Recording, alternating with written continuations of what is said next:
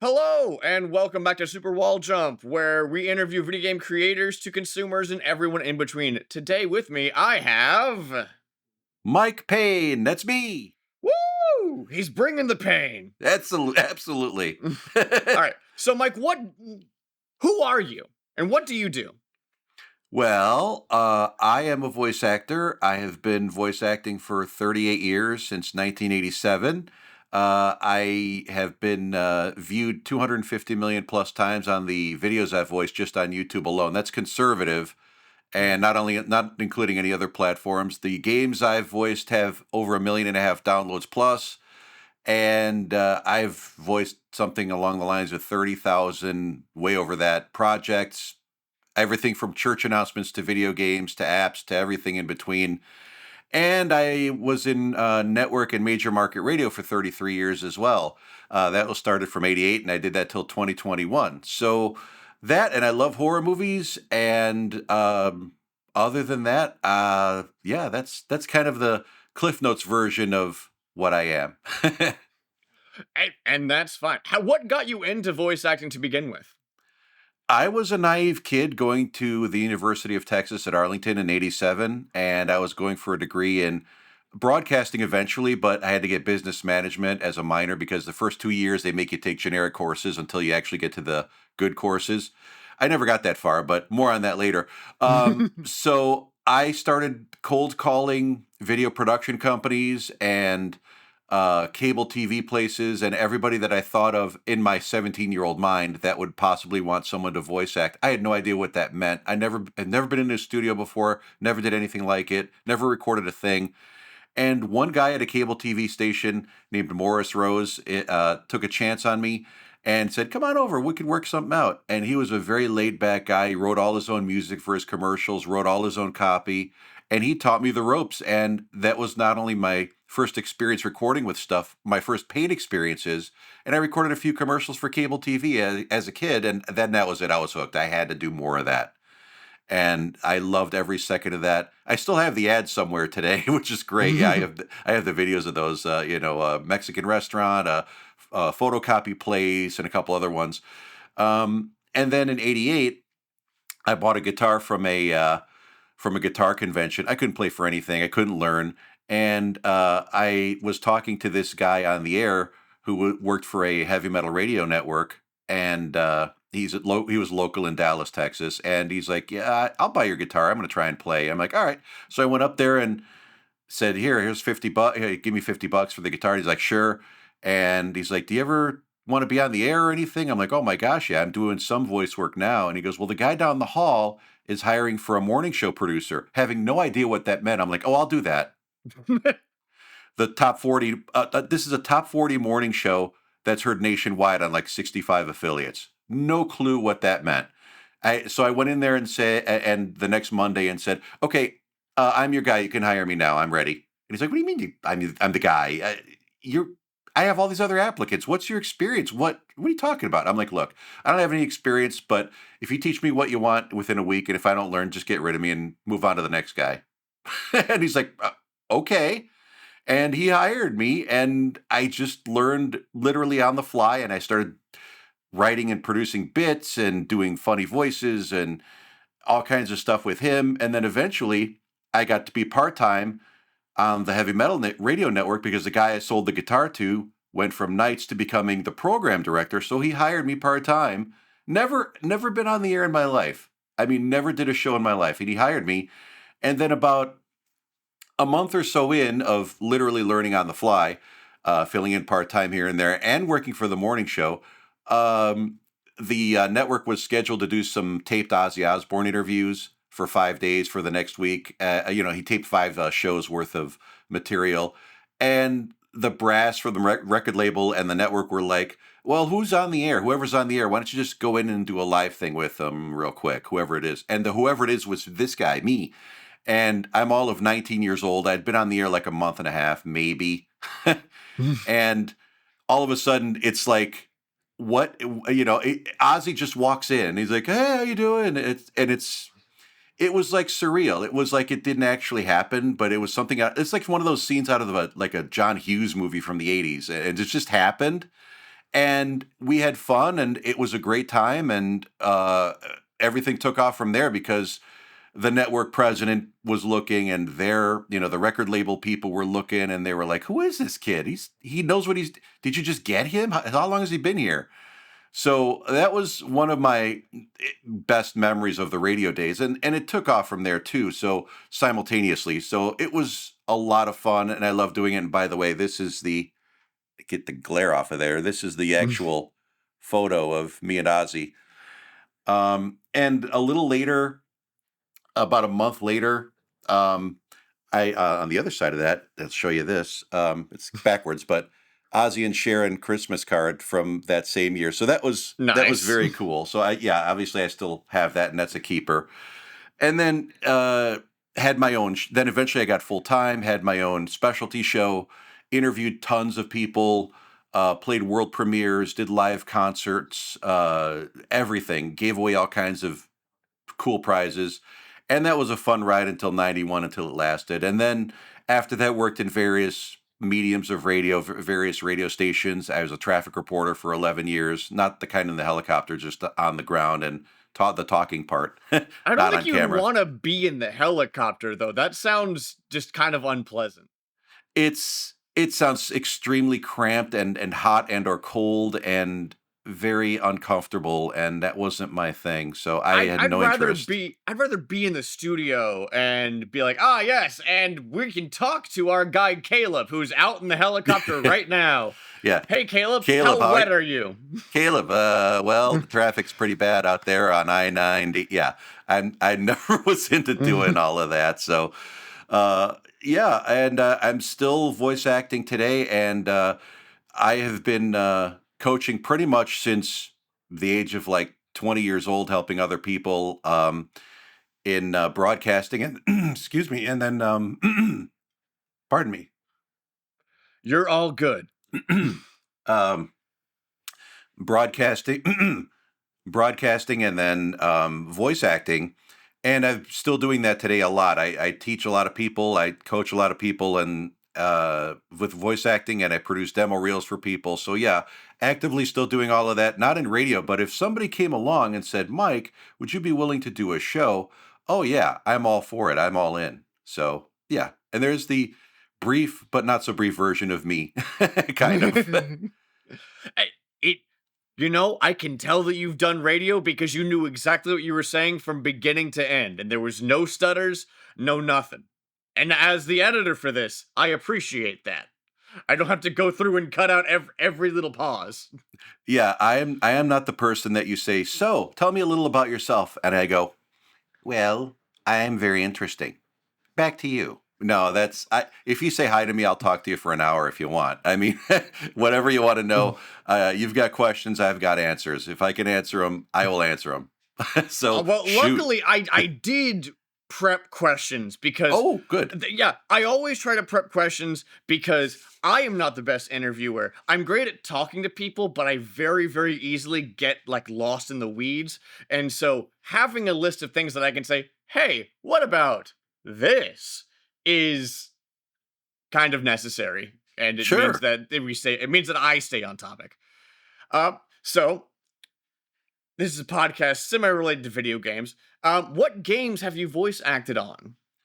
I have voice acted on a game called Bounty Hunt, which I have a ton of downloads on. That it's a prototypical Texas, deep Mhm. South shoot 'em up Old West game, and I do a lot of the and you got me, that kind of stuff. So yeah, that The was a fun game. grunts.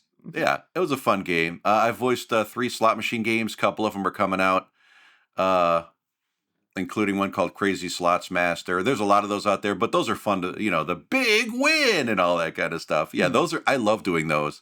There's a game I voiced called Lunch Truck Tycoon 2, which is kind of a take on Grand Theft Auto, except you're running a lunch truck.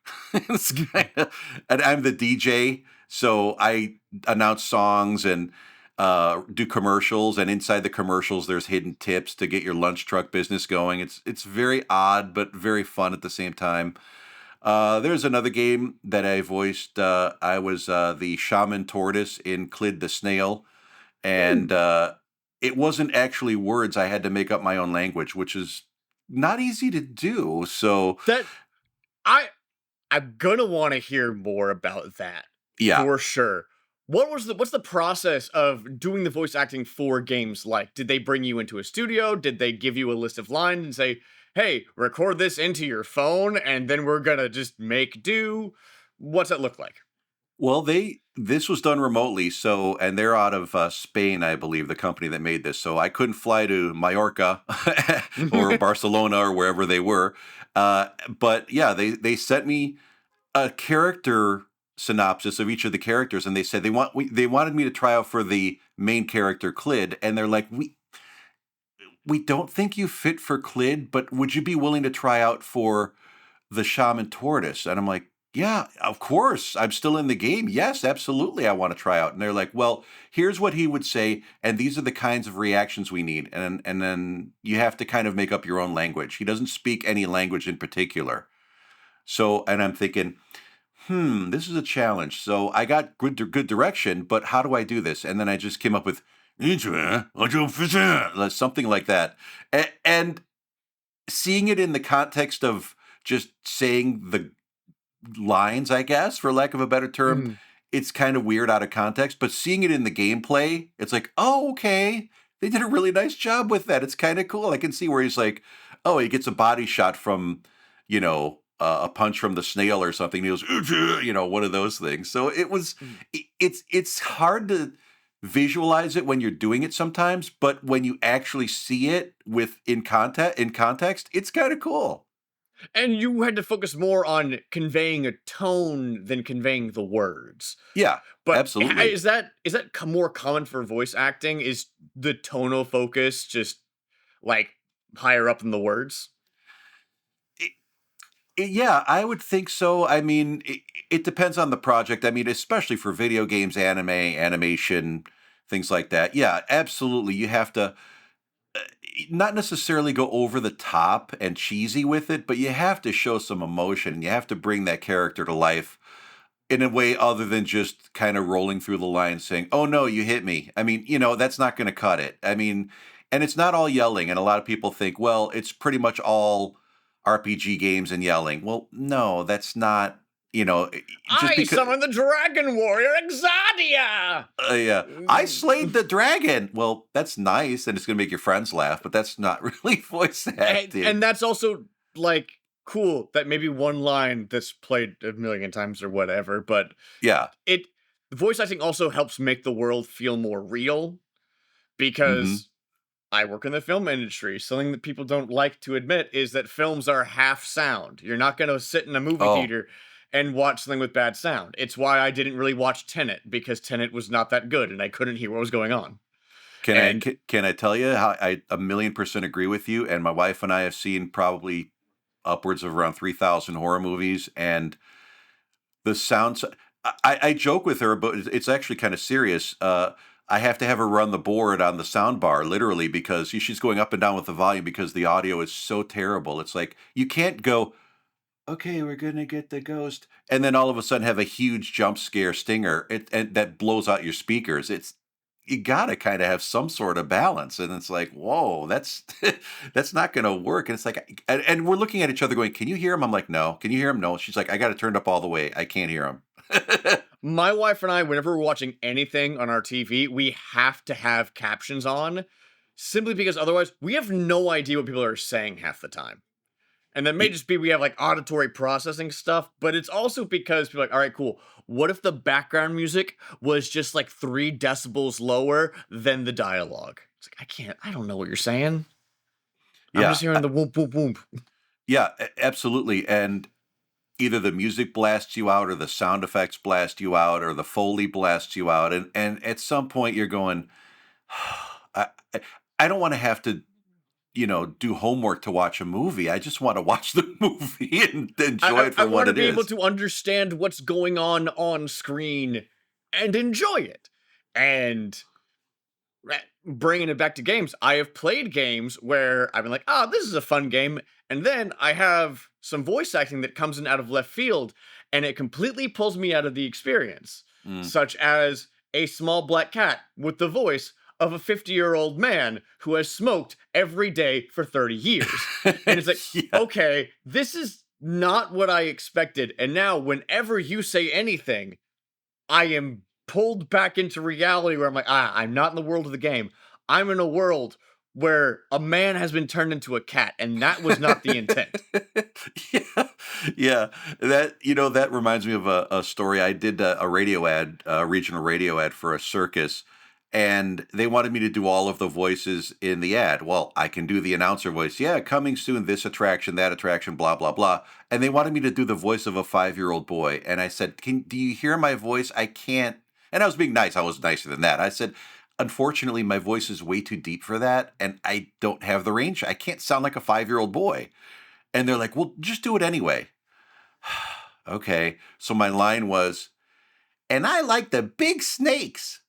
And I I said, that's the as good as I can do, as high as I can go. And they're like, "Oh my gosh, we love it." I'm like, "You love that? You do?" And they're like, "Yeah, put it in the ad." "Are you sure?" And, "Okay. I And like the big snakes." it if hey, producers get whatever they want. They're Yes. paying for it. If they're happy, I'm happy. Yeah. I had someone purchase an ad from me to voice, and it was a talking house type of thing. And the first line was, "Hi, I'm Lisa Smith. Welcome to the house." And I said, "Wait, wait, whoa. Um, the ad says Lisa Smith. Is this for the wrong? Is this the wrong copy? Is this for someone else? Do you want someone else to voice it? Maybe my wife could voice it for you because she does voice work." "No, I want you to voice it." "Well, Lisa Smith, is that okay?" "Yes." "Okay. Hi, I'm Lisa Smith." "Okay, that's fine."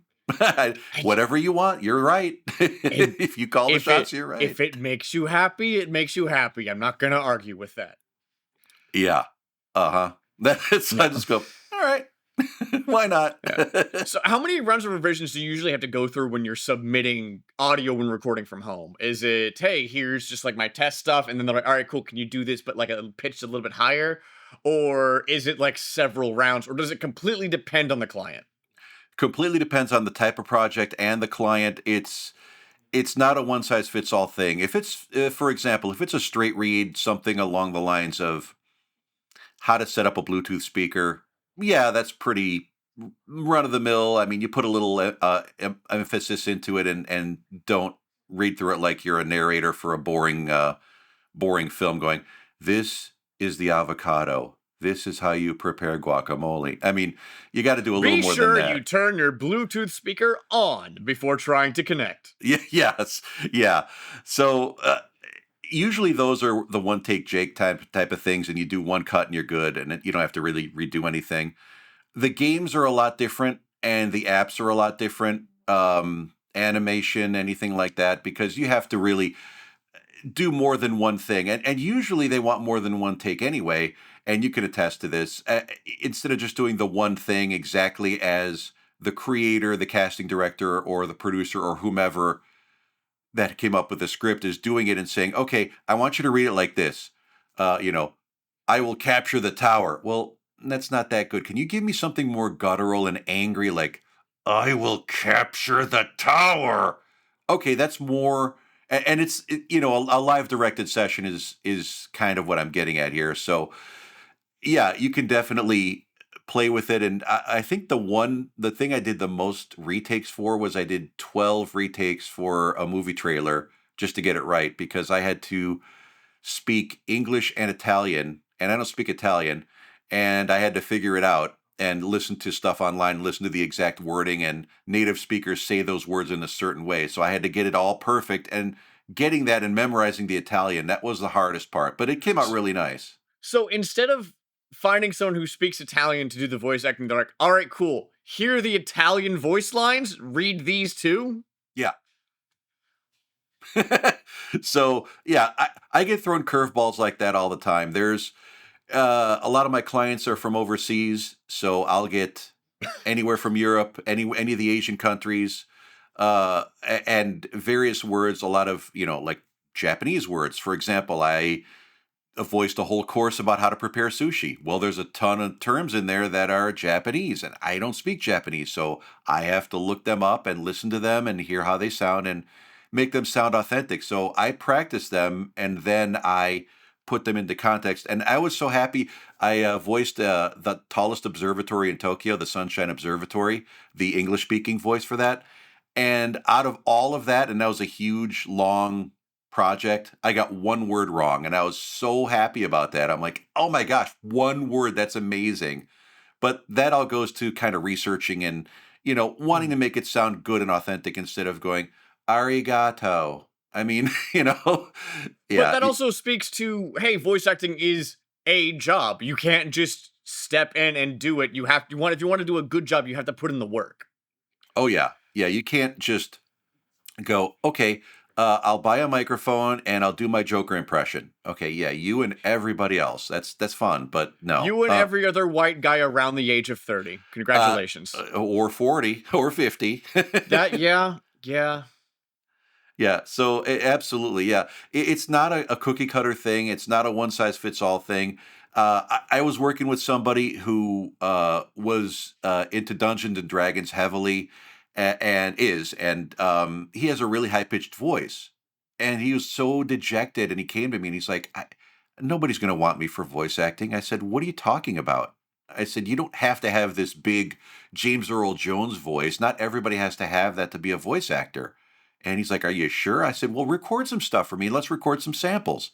So he recorded some samples, and I said, "Have you ever thought about narrating children's books or maybe fantasy books?" He goes, "No." And his eyes lit up like I had just unlocked the key to the kingdom. And I said, "Try audiobooks.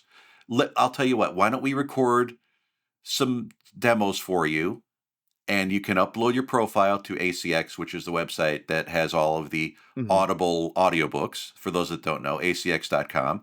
And he auditioned for his first book and got his first book in a week, and then he's working on his second one. It's like that's what I'm talking about. And I helped him with his profile. And before that, he was just like, I kind of want to voice act, but I don't think anybody's going to want me. So, yeah, is there room for someone like that? Of course there is. I mean, and there's proof because two people wanted to hear his voice right away. Yeah. So there you go. Getting a booking from like your first submission is wild, but that speaks to how much of a good fit he was. Hmm. And that's happened 3 times with me in the last 4 months. I've worked with people specifically on audiobooks.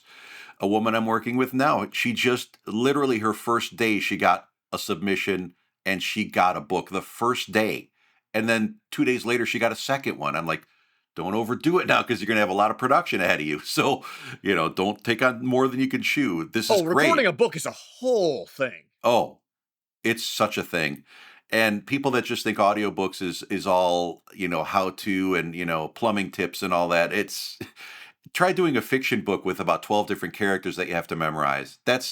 And you have to do all the characters. That's a I challenge. I can do some voices, but I that sounds like a lot even for me. I don't want to, and also for me, the problem is remembering. Okay, cool. What does this person sound like, and how can I get to that voice consistently? And that is something that I personally have trouble with. I can do a funny voice. If it's been a week, I cannot give you that same voice again. I will give you an Right. approximation if I Right. remember. Now, I'll give you a little tip, and I'll give all of everybody that's watching right now a tip on this. So, a tip on how to get those voices down on an audiobook, especially with a ton of voices. Not the main character because you're always going to have the main character. They're going to appear everywhere. But if you have a character that appears in chapter 2 and then not again until chapter 11, which has happened to me before, record just one sentence of chapter 2 and say, "Okay, this is the deranged elf." Okay, so the deranged elf, and you're like, "Oh, there's the deranged elf again. Let me listen to the reference." "Oh, he sounds like this," or whatever his sound is. And then, okay, now you can kind of go back and reference that. I'm big on that. I'm big on keeping reference audio for something like that because it Mhm. saves so much time and, leafing through and going, "Where was this elf again? I don't remember what he sounds." And it sounds consistent too. So that's going to help you a ton. Yeah. Do you have to be able to do voices to be a voice actor? Or can some people just get by on their bass voice? Yeah, I mean, I think the best thing to say to anybody that's looking to be a voice actor is to have as much range as you can instead of you can have the best voice in the world, but if you're the one trick voice and you can do only, you know, Joe announcer, news guy, traffic and weather guy, that's great, but that's not going to get you hired for a video game. It's not going to get you hired for poetry. It's not going to get you hired for um an instructional course or a motivational course or something else like that. It's not gonna. You got to show some range. So anywhere from the friendly, regular sounding person, normal conversation, which is a thing now because of AI, and you wouldn't believe more people ask me lately about, can you sound like a normal guy? And I'm thinking, well, I am a normal guy. What do you mean? And they're like, well, not too perfect. So leave some purposeful stutters and stammers and ums and uhs, but a natural conversation. So you like doing a testimonial for, I did a lot of stuff with Aspen Dental for testimonials, and they wanted to say something like, hey, Dr. Jerry Smith, he's so friendly and super cool, and my look at my teeth, they're great now. And see, this is why I go back to Dr. Jerry. So you're purposefully leaving the normal pauses and normal ums and uhs and like, oh my gosh, I love Dr. Jerry, instead of going, Dr. Jerry is perfect. This is awesome. I love it, and no mistakes and flawless and no breaths, and yeah, they don't want that. There is a term for like the ums and uhs and likes in speech, and I cannot for the life of me remember what that term is. You're right, and neither can I. I'm not And helping. the listener slash viewer, there is a term for it. I promise you it exists, but it's not interstitial, but it's something like interstitial. It is in that realm, yes. Yeah, and it's something many people have. It's hard. It is, but again, you don't have to be 100% perfect. I'm not. I mean, I can be if you pay me to be, but I'm not. No, I mean, yeah, it used to be up until probably maybe 3 years ago or so. You had to have perfect editing, completely the opposite direction now. If they I had a client who was yelling at me practically and said, "Oh, I've been an audio engineer for 27 years and I know you're an AI voice and I demand you prove it to me."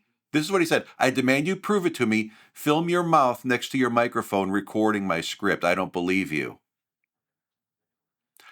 Okay, here you go. So I'm like, okay, this is real me, real Mike. Here's my microphone. Here's me. Can you see my mouth? This is my mouth moving. This isn't artificial intelligence, anything. And I read the script and I did it in one take, and more to prove a point than anything else. And I said, okay, here you go, and profusely apologized, blah blah blah. And it's like, what is that? Was that necessary? I mean, if I think he was in the right to apologize. I think that he knew that he messed up pretty bad, yeah. cuz that is incredibly rude. And not only that, why would I start masquerading as a voice actor and then using just some AI thing after 38 years? Do you want me to destroy my reputation for your project? Do you think I'm going to do that? I'm That's not a thing people want to do. No.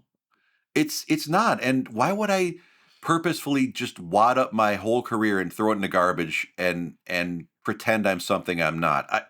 This is me. And yeah, I can make it perfect if you want. I mean, if you tell me, Mike, get rid of all the breaths in the middle, no background noise, nothing. Okay, I'll do that if that's what you want. And music's going to cover it up anyway. That's your project. You do it however you want. If you tell me leave in purposeful breaths and everything else and just leave it normal, fine.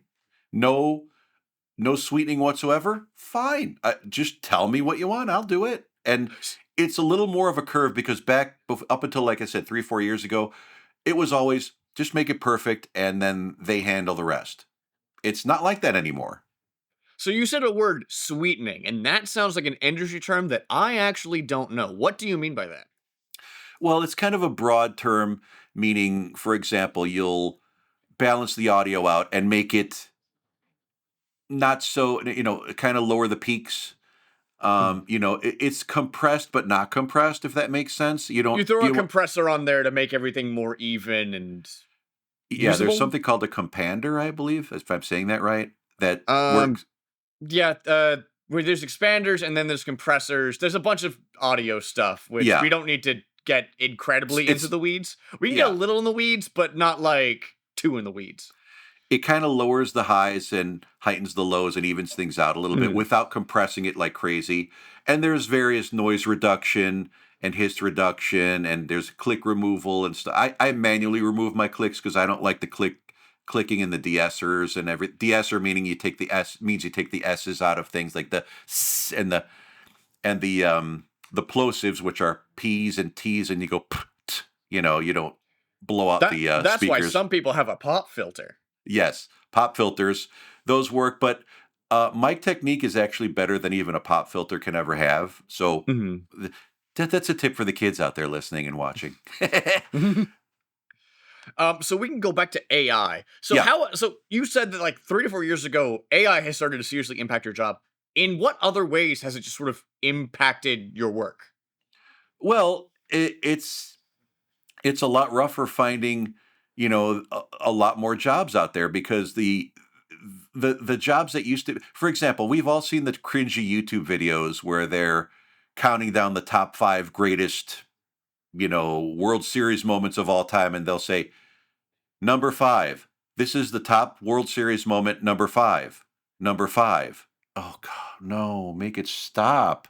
And it's cringy horrible and eh, you know, eh, nobody wants to hear that. I mean, will AI get to a point where it sounds like a human speaking? I don't know, honestly, because can they convey emotion? Can they project things? Will they know how to pronounce local things? I mean, if you ask any, I don't want to summon her because she'll, but my iPhone, if I summon her, she'll butcher some names terribly, and I laugh, and my wife laughs at it. But will it ever get to a point where they'll be able to pronounce things properly and convey emotion? And maybe, but I think we're a long ways off from that. And I've heard some pretty good AI voice stuff, and then I've heard some really hideous stuff. So most of it's really hideous. Just going to be honest. Yeah. Well, also, an AI isn't going to be able to do what you do exactly because I don't think an AI, if I say, hey, do this script in English and in Japanese, that it's going to have the same voice for both languages. I think it's going to generate an American sounding voice for one, and then a Japanese voice for another because of like implicit biases and how a lot of AI programs are made. The people that make AI programs are not perfect, so AI programs will definitely not be perfect. Yeah. And there's a lot of you and various platforms out there and various you get emails and people that look at your website and the socials and say, hey Mike, can you do this project? It's for AI. Well, no. Can you I had one last week. Hey Mike, can I clone your voice for your basic rate? Do you actually think the answer to that would be yes? That's not gonna you know what? I'll go on here and say this for the first time ever. If you want to buy my voice for eternity, you can, and it's for sale for $1.5 million. Because a million's not going to cut it anymore. And I get $1 royalty for every time each script is viewed or aired. There we go. That's it. I'll be like Shark Tank. I'm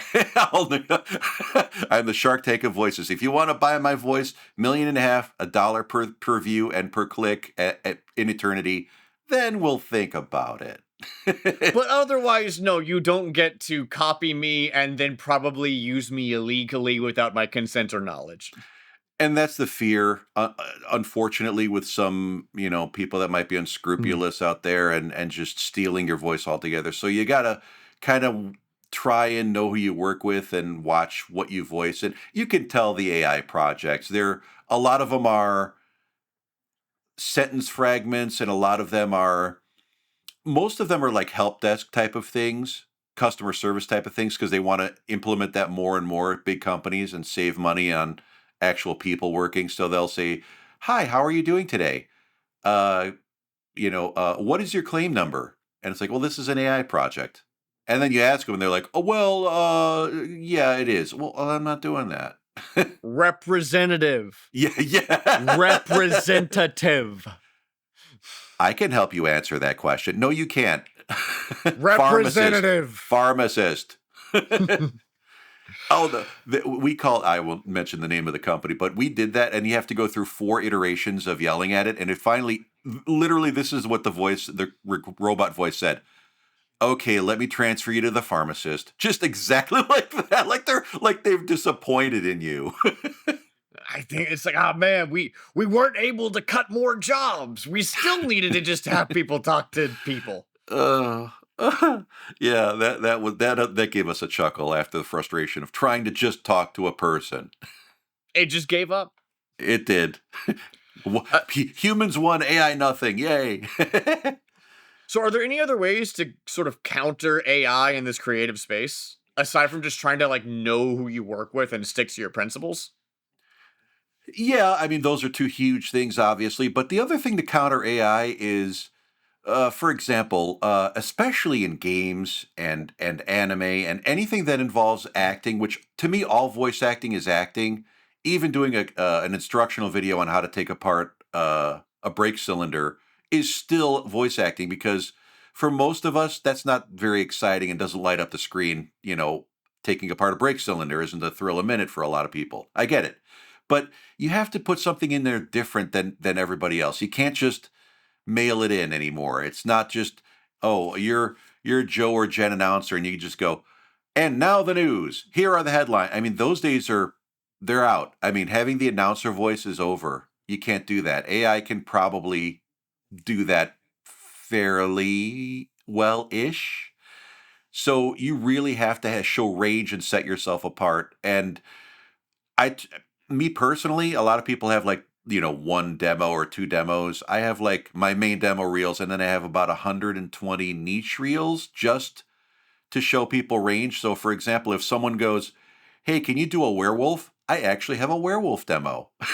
Yeah. And Hey, here we go. yeah, and that gets you to the front of the line. And it's something silly like I give this example out all the time to people that I teach. I have a golf demo. It's 15 seconds long. Why do you have a golf demo, Mike? Well, it doesn't fit in commercial. It's not certainly not character, and it's not narration. It's certainly not telephony. So where does it fit? It doesn't. But why do I have it? Well, 3 or 4 times a year, I have golf-related products or services contact me and say, "Mike, have you ever done any golf-related material before? And do you have any audio like that?" Well, yes, I do. Here you are. And a couple of years ago, that got me a project to work with a creator that had a course to teach PGA-rated courses how to market their golf courses and their products. So PGA, in golf, it doesn't get bigger than PGA. I mean, that 15-second little demo for golf, which is kind of people would say it's a throwaway, got me this huge instructional course for the PGA. There you go. And could AI have done that? I guess it would sound robotic and inconsistent, but I put everything I had into that course, and it was great, and it was kind of casual and more along the lines of, instead of the instructional thing, it was more like, "Hey guys, do you want to get your course up and running? And I know you've got the PGA label on it.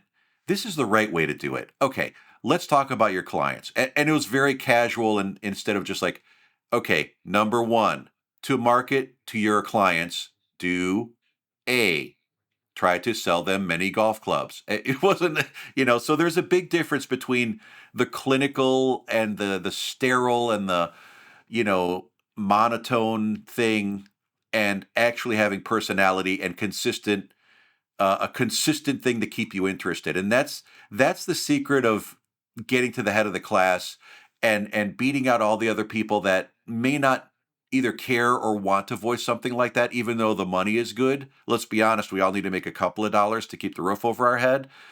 And these are the projects that a lot of people pass on. I live for that stuff because I love a challenge. And when you give me a challenge like that, I am so into it. I just want to start jumping in right away. I mean, I'm getting excited talking about a fictional project I don't even have. So that'll A tell you project about you don't have yet. yet.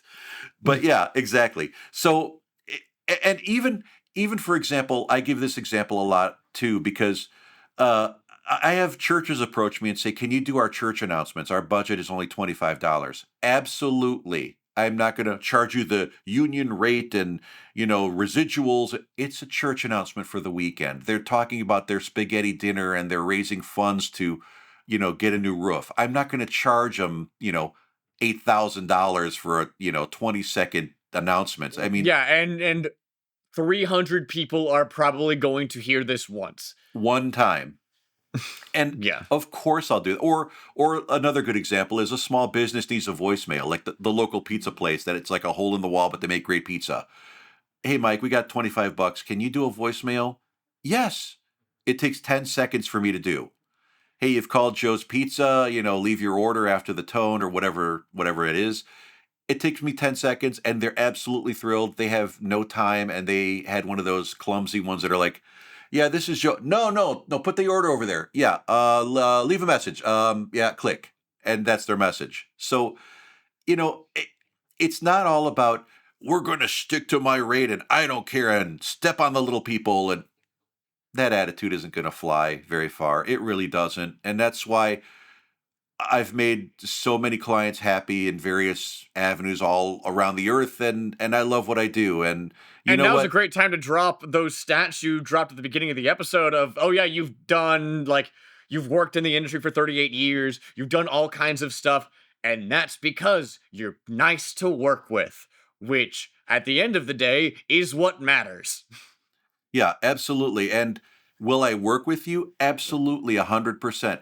I was approached to do a D-Day tour in Normandy, the audio-visual tour. In between the stops, they have vans and they play videos relating to the next stop coming up because sometimes there's like a 20-minute ride between stops or even more. And I couldn't have. I still get emotional about this part because that was so. The stories that were told there were so, I mean, gut wrenching and heartfelt and real stories of real people. You weren't just narrating. I mean, you were telling the stories of people. And to read the TripAdvisor reviews, and see the reaction that like actual World War II vets were there and saying, I heard the audio and I felt like I was right there. It's just that felt good. Yeah, the money was nice. Yeah, of course, but that thing's still going, and it's the biggest D-Day tour in Normandy. I mean, how cool is that? I mean, Yeah. that You get to have an effect on the world. yeah. And so many people were so emotional leaving those reviews, and they're like, of course, the actual tour is the highlight, of course, but they said, and instead of just a simple bus ride to and from the stop and in no talking or anything, they showed these amazing videos of what um, event was, and it made it so much more helpful instead of just going to places without any context. And that's what that's to me that's what voice acting's all about. It's not about getting the big flashy role so much. Yeah, of course. Do we all want the big flashy role? Yeah, sure. We all want the big roles. We all want the big money. We all want to do the big Chrysler ad that's going to air on the Super Bowl. Sure, of course we all want that. But you know what? These these projects and these creators aren't any less significant because they're not big. And that's a shame that people kind of just brush them off and overlook them. Mhm. Now, having said that, should you undervalue yourself if somebody comes at you and says, "Hey, can you voice this 10,000 word audiobook for $5?" No. I mean, not to be rude, but I don't work for free. So there are places that will, and then you be professional and say maybe they don't have a budget. Well, if you put your book on ACX and put it for royalty share only, you don't have to pay out in advance, and then the sales of that will benefit both the author and the narrator. And they're like, that's a great idea. I never thought of that. Instead of going, what's wrong with you, you cheapskate? And, old guy yelling at clouds. Don't Mhm. do that. Probably not to just straight up yell at people and tell them, "How dare you!" I It- have had to negotiate rates a few times, and there are times where I'm like, "Hey, that rate's too low. I wish you the best."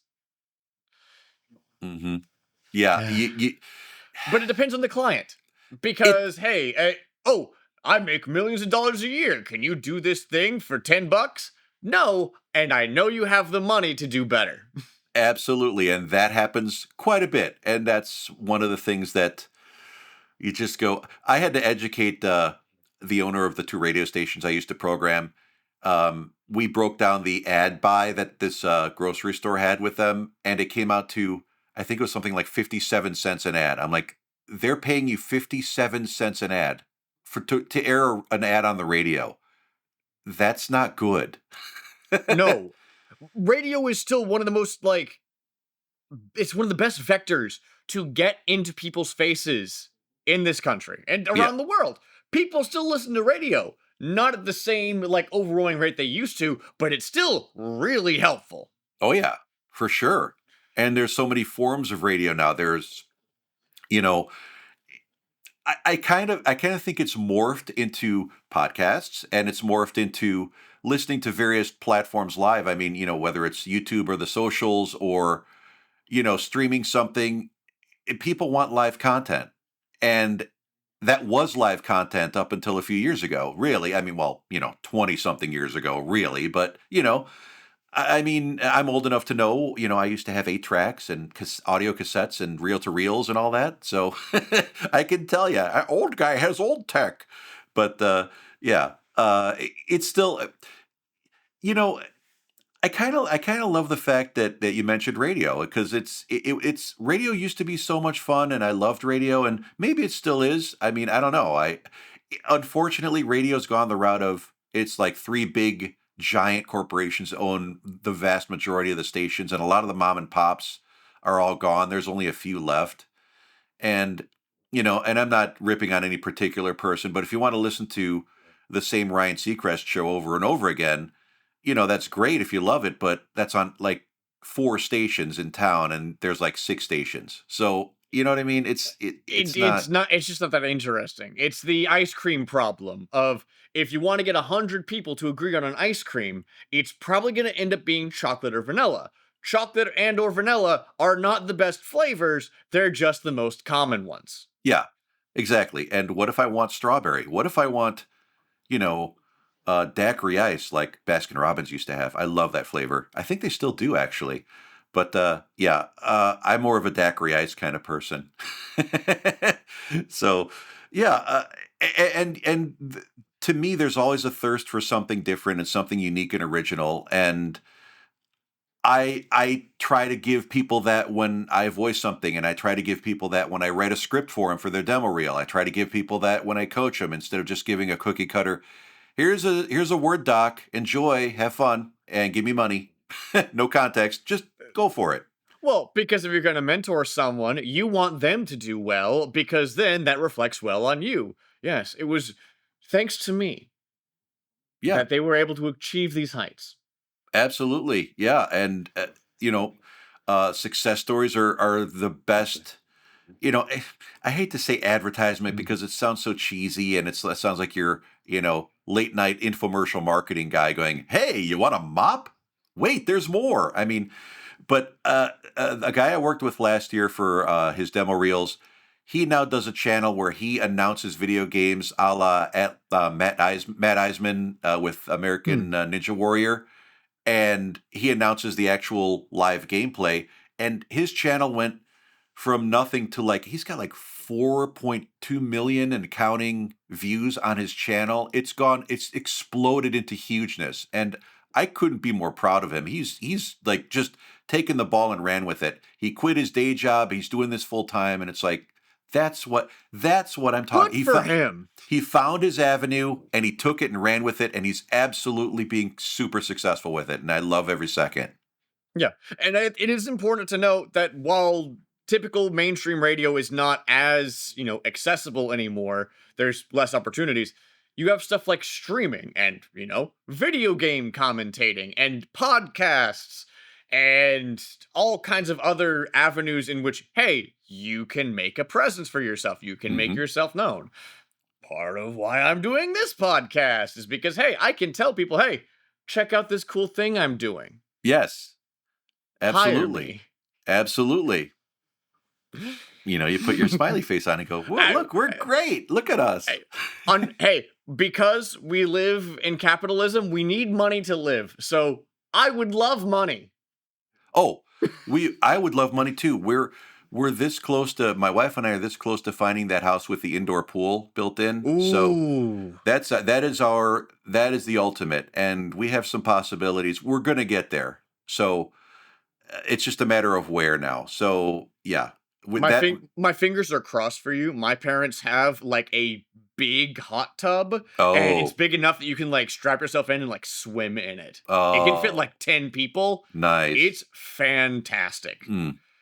Yeah, we've seen some homes, and a couple. One of them was just the pool was just your jaw drops and go, and you want I want that now, like now, and it's 24/7. It's not a 3 season. It's like an indoor pool built into the house. That's what I want. That's what we want.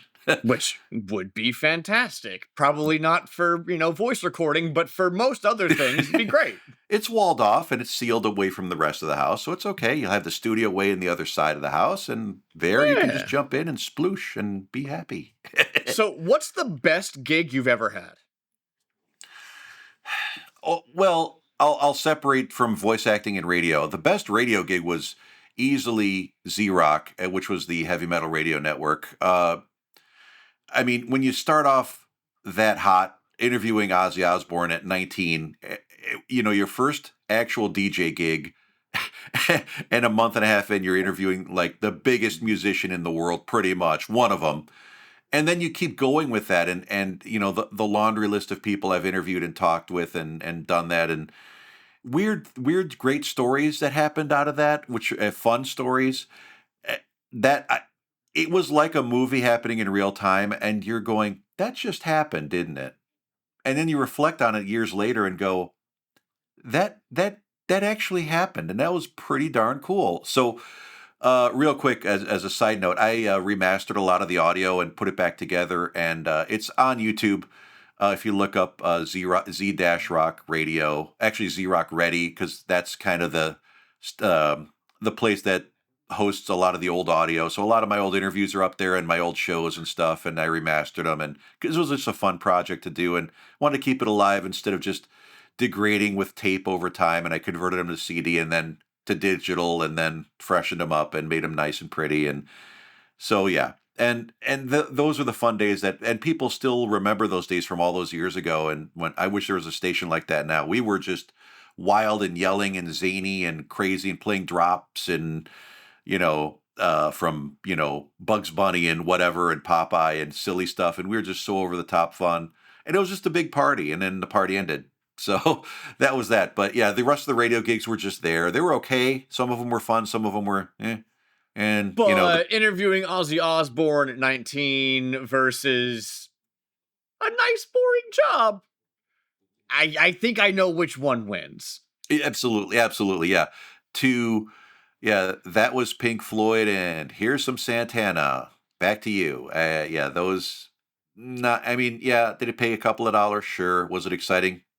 Not really. um, as far as voice acting goes, my favorite is something I referenced earlier, the D-Day tour in Normandy. I mean, narrating the English speaking narration for museums. I've done a lot of those.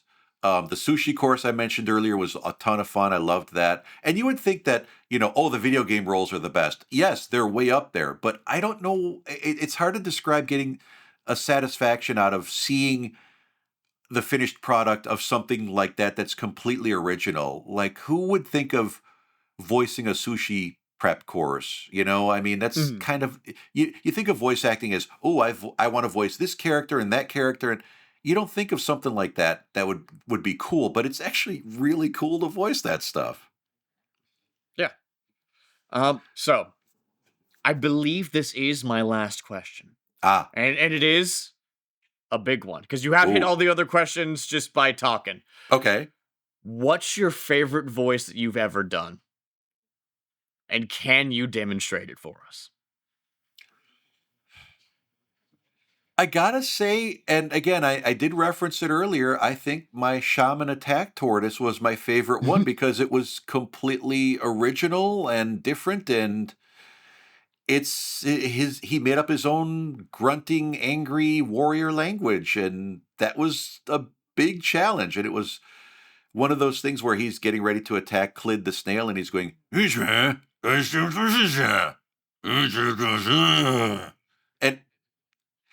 if you see the video, it's a little better than that. Mhm, You know, the clips of the video, you can look it up if you want. But yeah, it, those kinds of things. That particular one though, that was so much fun to do because it was such a challenge to come up with. Not only an original, completely different mhm, language, a grunting language, but make the character authentic and make him, kind of menacing and evil. And mhm. at the same time, I really sank my teeth into it. And the creator, a couple of lines, he was like, "Can you give him a little more anger in this one? Can you give him a little more, like, quizzically looking at the adversary and saying, yeah, one of those? Okay, sure." And we just came up with various things. And I think the vast majority of those ad libs made the game anyway.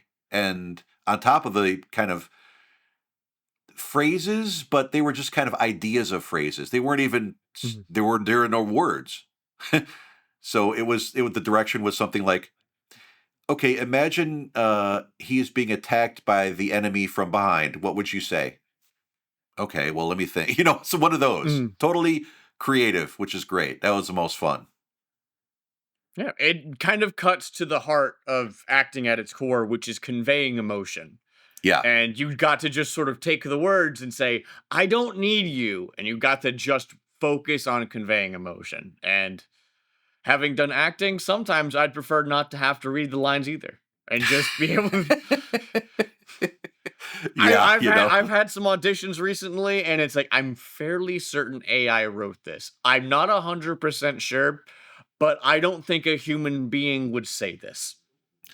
Yeah, I've had to talk people off the ledge from some of the scripts, and they said, "Well," and something like along the lines of, "I read this line, and I don't know. Do you mind if we can we play with it? Do you want me to ad lib? Because I don't. It doesn't. It sounds kind of clunky. Can we like change a word or two around and make it sound a little more natural?" And most of the time, everybody's good with that. I, Luckily. one of the lines that I'm just coming to mind. I'm going to modify it a little bit. No, but everyone knows that your three children love you very much. That's not a thing that human beings say. That feels sort of like you took a phrase and you Google translated it a few times, and then you got an approximation of a sentence. Yeah, that sounds like an awkward thing that would make English grammar teachers in grade school cringe and say, "Why is this wrong?"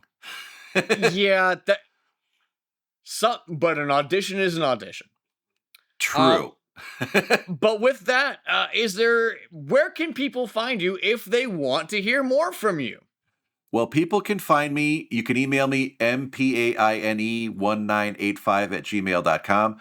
My website is mikepaineshow.card.co. That's CARRD.co. And Paine is spelled Paine. Um, And you can find me on all the socials. I'm on TikTok, I'm on YouTube, I am on Instagram, I am on Facebook, and you can find me everywhere. And please, if you want a voice, here I am. If you want to learn about voice acting, here I am. If you want to get a demo reel produced, I'm here for all of it. I'm ready. Let's go. And as always, listener slash viewer, please make sure to rate us 5 stars and tell your friends about us. Please, anybody you can find, I need you to find them, and I think you need to grab them by the shoulder and say, "Listen to Super Wall Jump, please." Do it And then you need to, now. and then you need to run away as fast as you can so they can ask no more questions, and then they'll listen to this. And this will not answer that question of why, but they will listen, and that's what really matters. Leave a virtual bumper sticker on their brain. There we go. We should make those. Virtual bumper stickers. Oh, I like that. I could figure something out. But yeah, if you listen so far, thank you so much for listening and have a great rest of your day, night, evening, weekend, or bar mitzvah. Bye.